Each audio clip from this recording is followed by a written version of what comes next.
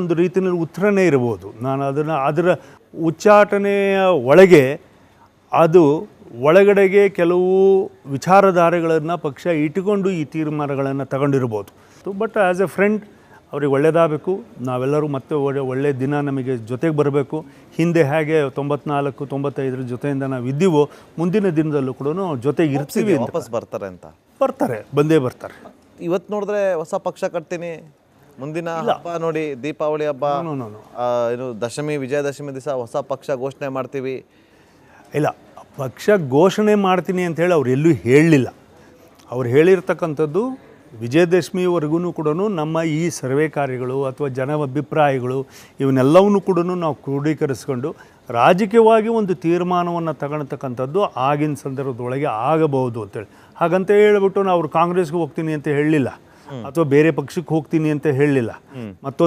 ಮತ್ತು ಅವರು ಕರ್ನಾಟಕದ ಇತಿಹಾಸದಲ್ಲಿ ರಾಜಕೀಯ ಪಕ್ಷಗಳನ್ನು ಕಟ್ಟಿರ್ತಕ್ಕಂಥವ್ರು ಅಥವಾ ಇದನ್ನು ಮಾಡಿರ್ತಕ್ಕಂಥದ್ದು ಹಿರಿಯರಾಗಿರ್ತಕ್ಕಂಥ ದೇವೇಗೌಡರು ಜನತಾ ಪಕ್ಷದ ಹೆಸರಿನಲ್ಲಿ ಬಂದುಬಿಟ್ಟು ಕಡೆಗೆ ಜಾತ್ಯತೀತ ಜನತಾ ದಳ ಅಂಥೇಳಿ ಅದೇ ನೆರಳಿನಲ್ಲಿ ಕಟ್ಕೊಂಡು ಹೋಗಿದ್ದರಿಂದ ಅದಕ್ಕೆ ಒಂದು ಬೇರೆ ರೀತಿಯ ಥರ್ಡ್ ಫ್ರಂಟಿನ ಶಕ್ತಿ ಇರೋದ್ರಿಂದ ಅದು ಮುಂದುವರಿತು.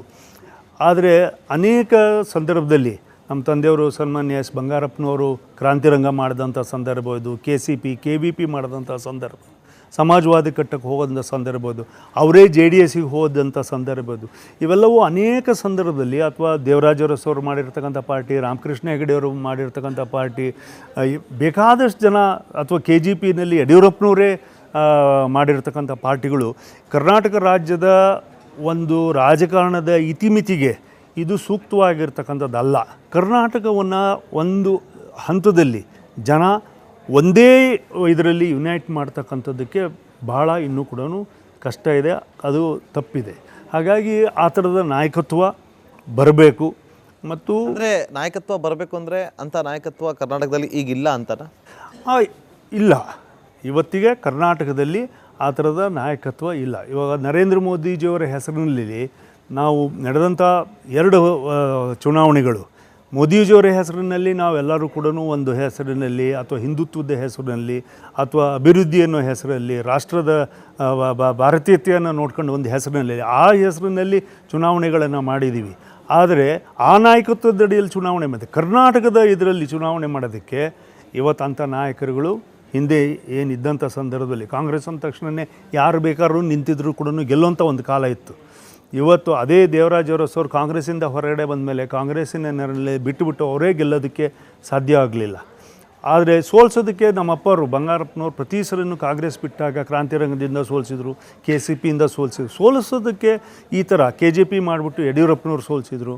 ಈ ಥರದ ಪರಿಸ್ಥಿತಿ ಆಗುತ್ತೆ ಹೊರತು ಗೆಲ್ಲೋದಕ್ಕೆ ಅಂತ ಹೇಳಿಬಿಟ್ಟು ನಾಯಕತ್ವ ಕರ್ನಾಟಕದಲ್ಲಿ ಹೇಗೆ ಅಲ್ಲಿ MGR ಅವರಿದ್ದರು, NT ರಾಮರಾವ್ ಅವರಿದ್ದರು, ಅಂಥವರು ಎಲ್ಲರೂ ಕೂಡ ನಾಯಕತ್ವ 20 ವರ್ಷ 30 ವರ್ಷ ಮುಖ್ಯಮಂತ್ರಿಗಳಾಗಿ ಎಲ್ಲರೂ ಕೂಡ ಮಾಡ್ತಕ್ಕಂಥದ್ದು. ಆದರೆ ಇವತ್ತು ಇಡೀ ರಾಷ್ಟ್ರದಲ್ಲೇ ನಮಗೆ ಕೆಲವು ಪ್ರಾದೇಶಿಕವಾಗಿ ಆ ನಾಯಕತ್ವದ ಕೊರತೆಗಳು ಇದ್ದಾವೆ. ಮುಂಚೆ ಇತ್ತ BJPನಲ್ಲಿ ಯಡಿಯೂರಪ್ಪ ಅವರ ನಾಯಕತ್ವದಲ್ಲಿ? ಯಡಿಯೂರಪ್ಪನವರ ನಾಯಕತ್ವದಲ್ಲಿ ಇಲ್ಲ ಅಂತ ನಾನು ಹೇಳೋದಿಲ್ಲ. ಅವರಿಗೆ ಅವ್ರದ್ದೇ ಆಗಿರ್ತಕ್ಕಂಥ ಹೋರಾಟ ಇತ್ತು, ಅವ್ರದ್ದೇ ಆಗಿರ್ತಕ್ಕಂಥ ಶಕ್ತಿ ಇತ್ತು. ಆದರೆ ಸರ್ಕಾರವನ್ನು BJP ಹೆಸರಲ್ಲಿ ಯಡಿಯೂರಪ್ಪನ ಹೆಸರಲ್ಲಿ ಪೂರ್ಣ ಪ್ರಮಾಣದಲ್ಲಿ ಶಕ್ತಿಯಲ್ಲಿ ತರೋದಕ್ಕೆ ಆಗಲಿಲ್ಲ ನಮಗೆ. ಯಾಕೆ ಆಗಲಿಲ್ಲ? ಅದೇ ಯಾಕೆ ಅನ್ನಿಸ್ತು? ಯಾಕೆ ಆ ಥರ ಅನ್ನಿಸ್ತಾ ಇದೆ ನಿಮಗೆ?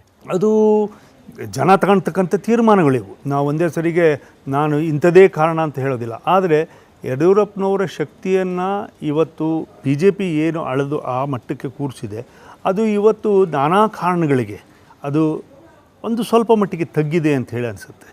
ಅದು ಅವ್ರ ಮಗನ ವಿಜೇಂದ್ರ ಅವ್ರನ್ನ ತಂದಿದ್ದಕ್ಕೆ ಕಾರಣ ಇರ್ಬೋದು, ಅಥವಾ BJPನಲ್ಲಿ ಕೆಲವು ಬದಲಾವಣೆಗಳಾಗಿರ್ತಕ್ಕಂಥ ಕಾರಣ ಇರ್ಬೋದು, ರಾಷ್ಟ್ರೀಯ ಪರಿಸ್ಥಿತಿನಲ್ಲಿ ಆಗಿರ್ತಕ್ಕಂಥದ್ದು ಕಾರಣ ಇರ್ಬೋದು, ಅಥವಾ ರಾಜ್ಯದಲ್ಲಿ ಕಾಂಗ್ರೆಸ್ಸಿನ ನಾಯಕತ್ವ ಬೆಳೆದಿರ್ತಕ್ಕಂಥ ಕಾರಣ ಇರ್ಬೋದು. ಅನೇಕ ಕಾರಣಗಳಿದ್ದಾವೆ. ಹಾಗಾಗಿ ಇವೆಲ್ಲವನ್ನೂ ನೋಡಿಕೊಂಡಾಗ ಒಂದೆಲ್ಲೋ ಒಂದು ಹತ್ರ ಕರ್ನಾಟಕದಲ್ಲಿ ಇನ್ನೂ ಕೂಡ ಹೊಸ ಒಂದು ರಾಜಕೀಯದ ಬೆಳವಣಿಗೆಗಳು ಆಗ್ತಕ್ಕಂಥದ್ದು ಅವಶ್ಯಕತೆ ಇದೆ. ಆ ನಾಯಕತ್ವವನ್ನು ತರ್ತಕ್ಕಂಥದ್ದು ಇದೆ. ನಿಮ್ಮ ಟೀಮಲ್ಲಿದ್ದಂಥ ನಾಯಕರಿಗೆ ಉಚ್ಚಾಟನೆ ಮಾಡಿ ಆಯಿತು, ಈಗ ಅವರನ್ನು ವಾಪಸ್ ಪಕ್ಷಕ್ಕೆ ಕರ್ಕೊಂಬರೋದಕ್ಕೋಸ್ಕರ ಈಗ ಹೋರಾಟವನ್ನು ಮಾಡ್ತೀರಾ ಅಥವಾ ವಾಟ್ ನೆಕ್ಸ್ಟ್ ಅಂತ ಬಂದಾಗ? ಇಲ್ಲ, ಫಸ್ಟು ಇವಾಗ ಉಚ್ಚಾಟನೆ ಮಾಡಿರ್ತಕ್ಕಂಥದ್ದು ಒಂದು ಹಂತ ಮುಗಿದು ಹೋಗಿದೆ.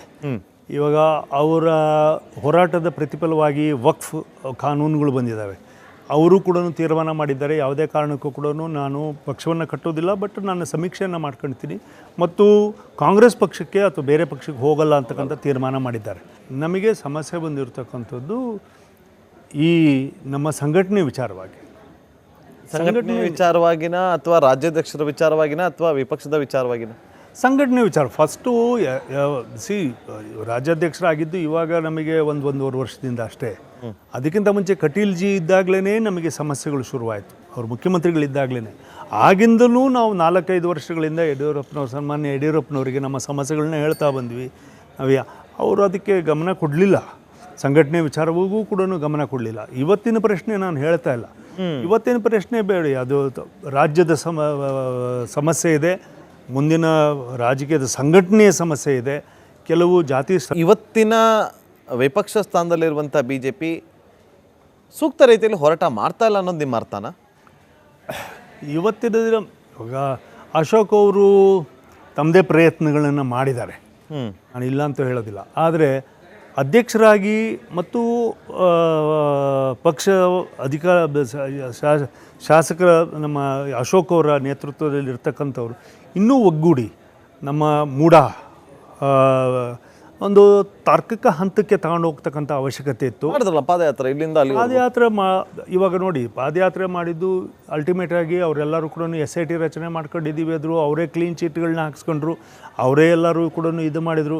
ಇವತ್ತೇನೋ ಅದು ಸಂಕಷ್ಟಕ್ಕೆ ಸಿಲುಕಿದೆ ಅಂತ ಹೇಳ್ಬಿಟ್ಟು ED ಅಂತ ಹೇಳ್ಬಿಟ್ಟು ಇವತ್ತು ಹೋಗಿದ್ರು ಕೂಡ ಓವರಾಲ್ ಇದೆಲ್ಲದೂ ಕೂಡ ಇನ್ನೂ ಕೂಡ ಸ್ಪಷ್ಟತೆ ಇಲ್ಲದೆ ಇರತಕ್ಕಂಥ ಮೂಡ ಚಳುವಳಿ ಆಗೋಯ್ತು, ಮೂಡ ಹೋರಾಟ ಆಗೋಯ್ತು, ಅದು ಬಿಟ್ಟು ಹೋಯ್ತು. ಅಂದರೆ ಹೋರಾಟದಲ್ಲಿ ಸಾಮ್ಯತೆ ಇಲ್ಲ ಅಂತನ, ಸ್ಪಷ್ಟತೆ ಇಲ್ಲ ಅಂತನ, ಅಥವಾ ಸ್ಟ್ರೆಂತ್ ಇಲ್ಲ ಅಂತನ? ಸ್ಟ್ರೆಂತ್ ಇಲ್ಲ ಅಂತಲೂ ಅಲ್ಲ, ಸಾಮ್ಯತೆಯೂ ಇಲ್ಲ. ಇದು ಒಳ ಒಪ್ಪಂದಗಳನ್ನ ಮಾಡ್ಕೊಳ್ತಕ್ಕಂಥ ಕೆಲಸ, ಇದು ಹೊಂದಾಣಿಕೆ ರಾಜಕಾರಣ ಮಾಡಿರ್ತಕ್ಕಂಥ ಕೆಲಸಗಳು. ಈ ಹೊಂದಾಣಿಕೆ ಹೊಂದಾಣಿಕೆ ಹೊಂದಾಣಿಕೆ ಏನಿದು ಹೊಂದಾಣಿಕೆ? ಯಾರು ಮಾಡ್ಕೊಳ್ತಾರೆ ಹೊಂದಾಣಿಕೆ? ಭಯನೇ ಹೇಳ್ಕೊಳ್ಳೋದಕ್ಕೆ ಬಂದು ನೇರವಾಗಿ ಯಾರು ಜನರ ಮುಂದೆ ಹೇಳಿ ಅಲ್ಲ ಇಂತಿಂಥವ್ರು ಹೊಂದಾಣಿಕೆ ಮಾಡ್ಕೋತಾರೆ, ಏನು ಗಾಳಿನ ಗುಂಡು ಹಾರಿಸೋ ಕೆಲಸಗಳೇ ಆಗ್ತಾ ಇದೆಯಪ್ಪ ಅಂತ. ನೀವು ಹೇಳಿರ್ತಕ್ಕಂಥ ಒಂದೊಂದು ಮಾತುಗಳು ಕೂಡ ಸತ್ಯ. ಗಾಳಿಲಲ್ಲಿ ಗುಂಡು ಹಾಕೋದು ಅಂತ ಹೋರಾಟಗಳ ಮಾತುಗಳು, ವಾಲ್ಮೀಕಿ ಬಿದ್ದೋಗ್ಬಿಡ್ತು, ಎಲ್ಲಿ ಹೋಯಿತು? ನಾವು ಹೋರಾಟ ಮಾಡ್ತೀವಿ, ನಾವು ಪಾದಯಾತ್ರೆ ಮಾಡ್ತೀವಿ. ವಕ್ಫ್ ಹೋರಾಟಕ್ಕೆ ತಾರ್ಕಿಕ ಹಂತಕ್ಕೆ ನಾವು ತಗೊಂಡು ಹೋಗಲಿಲ್ಲ ಅಂದಿದ್ರೆ ಇವತ್ತು ವಕ್ಫ್ ಬಿಲ್ಲು ಇವಾಗ ತರ್ತಕ್ಕಂಥದ್ದಕ್ಕೆ ನಮ್ಮ ಕರ್ನಾಟಕ ರಾಜ್ಯದ ಶ್ರಮ, ಕರ್ನಾಟಕ ರಾಜ್ಯದಿಂದ ಕೊಟ್ಟಿರ್ತಕ್ಕಂಥ ಮಾಹಿತಿಗಳು ಇವಿಷ್ಟೂ ಕೂಡ ಇವತ್ತು ಅದಕ್ಕೆ ಪಾಲ್ದಾರರಾಗಿದ್ದೀವಿ, ನಮಗೆ ಸಂತೋಷ ಇದೆ. ಅದೇ ರೀತಿಯಲ್ಲಿ ನಮಗೆ ವಾಲ್ಮೀಕಿ ಹೋರಾಟ ಮಾಡ್ಬೋದಿತ್ತು. ಹೌದು, ಮೂಡಾದು ಇದು ಒಂದೇ ಅಲ್ಲ,